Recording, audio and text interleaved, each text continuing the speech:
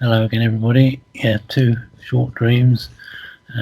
First dream, an extremely short dream, or possibly part of a long dream, the rest of which didn't make it back in my physical memory. To a very prominent musical accompaniment I still had going over and over in my mind when I awoke from this scene, I appeared to be staring at two sheets of music, one in my left hand that was fairly large and the other somewhat smaller. I could not see any heading or title on the large one, but got the impression it was a sheet from the score of what was playing away in my head. The smaller sheet simply bore a rather alarming legend, "Kill, kill, kill," in bold black lettering. Each of the three words had an exclamation mark after it. And the music? No, you haven't guessed it. It wasn't Wagner. I recognised it as a passage from Anton Bruckner's Second Symphony, in fact. Although it is a symphony I greatly enjoy, I have no idea what, if anything, it is meant to portray, so can't get any clues as to why that particular piece should presumably be part of some sort of message. As for the rather grim message on the smaller sheet of paper, I'm totally at a loss. I assume it was some sort of metaphor rather than a sinister command of some sort from the dark forces. Perhaps, and this seems a bit remote, being in my right hand the message was directed at the past, in my left hand, but as I said, I don't know what the music signifies. Bruckner apparently was forever revising his symphonies, often at the behest of know-it-all critics, and in the case of the second it was apparently revised no less than 4 times, so it doesn't seem as though there can have been very much of a fixed idea or narrative to it, let alone meaning. From reading up on Bruckner, there seems little or no storyline or meanings to his symphonies, the only obvious exceptions being the third, which was dedicated to Wagner, his great hero, and the slow movement of the seventh, which he wrote as a homage to Wagner on his death, all of which rather gets me nowhere. So, over to you, Duane, please, on that lot. Well, you mentioned the seventh something there, score or symphony or whatever. Was that part of that? I thought that the first sheet was part of a score of the Second Symphony, which was the music that was going through my head. But I don't know about that, but that's the impression I got. I can't read music, I can't read a note of music, so that's the only point is trying to read it. Oh, that's just the idea. It's not about reading the music, but and then where did the seventh part come in that you mentioned? I was just mentioning the fact that of his 9 symphonies, there are only 2 that had any kind of a apparent meaning. That was the third and the seventh, which both in their way were dedicated to Wagner, but that's all. There's no storyline or anything given to them.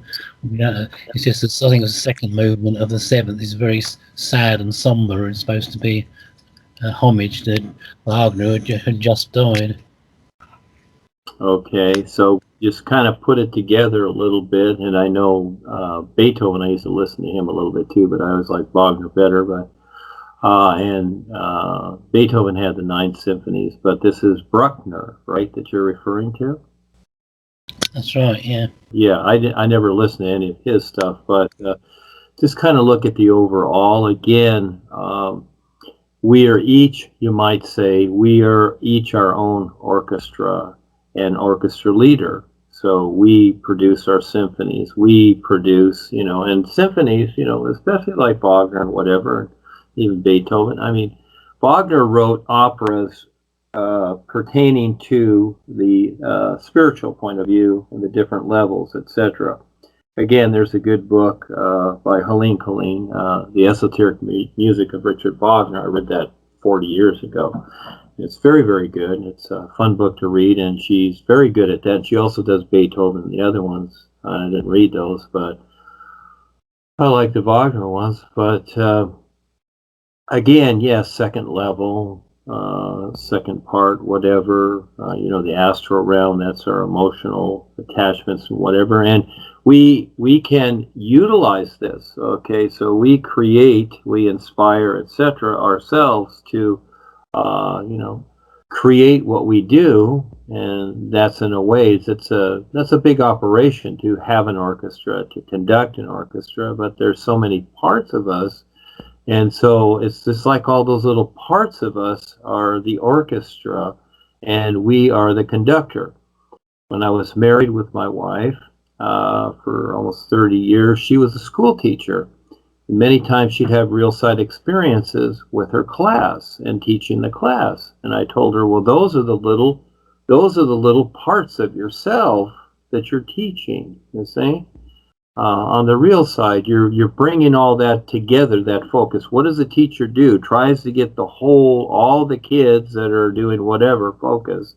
And as an orchestra leader, that's what you're doing too. You got the baton there. You're getting everybody focused. It's getting all these different parts of ourselves that are out there and ideas or whatever, and bringing them all into a focus. So that what? So that when you play the music of the orchestra leader, etc., plays the music, okay, everything kind of fits in harmony. And as you're going through the adventure, it's up and down, and especially like Wagner and all the things that he wrote and whatever, and these were adventures according to the operas that he wrote, and the music went along with it, but it harmonized with that. You see, brought everybody together. And so that's what I see, because there's a lot of parts to us, and everything is important, and you just simply bring it together. So you are the orchestra leader, Peter.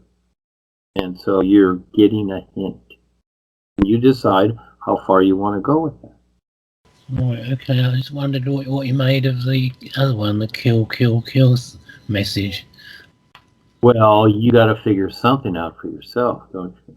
Yeah, so again, maybe there's some bugs on the backside of the sheet, and it's time to move into action. I don't know. You have fun with that one.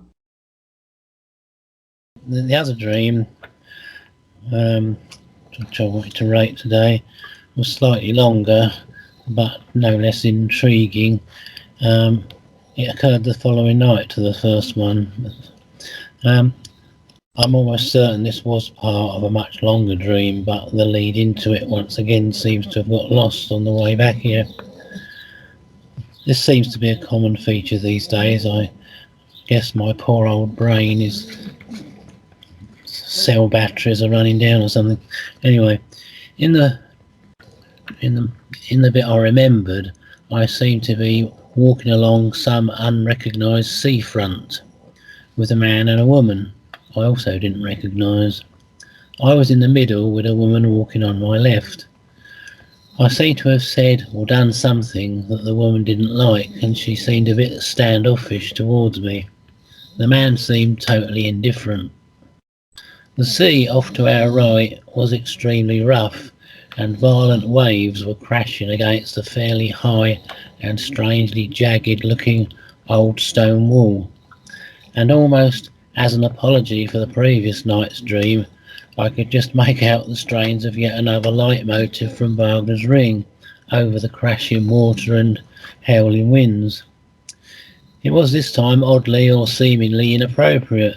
Music from the Flying Dutchman would have fitted the scene perfectly, a work of which one great conductor said the sea spray hit him in the face whenever he opened the score.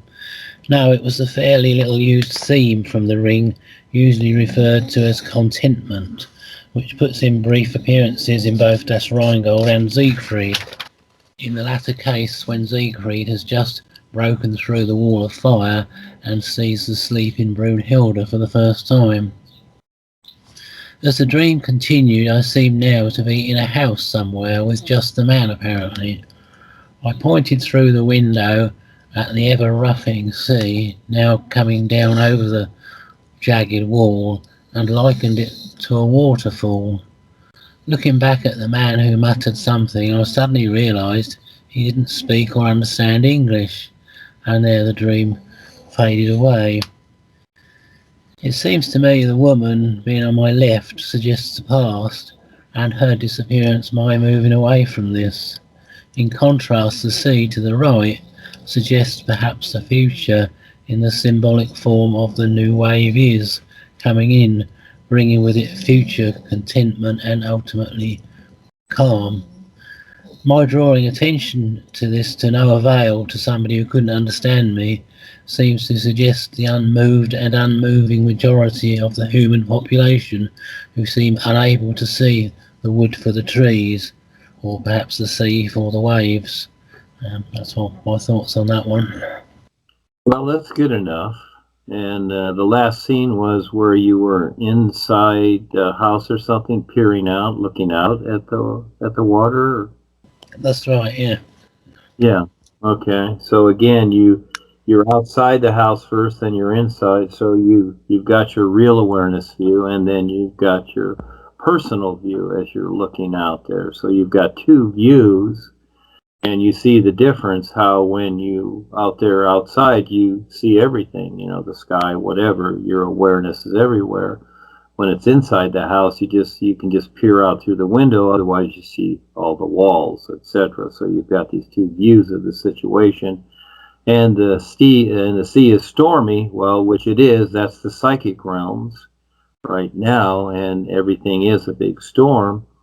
And we'll see, what the is brings, or whatever, the waves, etc. Now there can be land waves, there can be waves out at the ocean, etc. So again, how it applies, but the most important part is not waiting for something. There's no such thing really, but we do have that here. It's not about waiting, it's about seeing and doing now. You are the decider.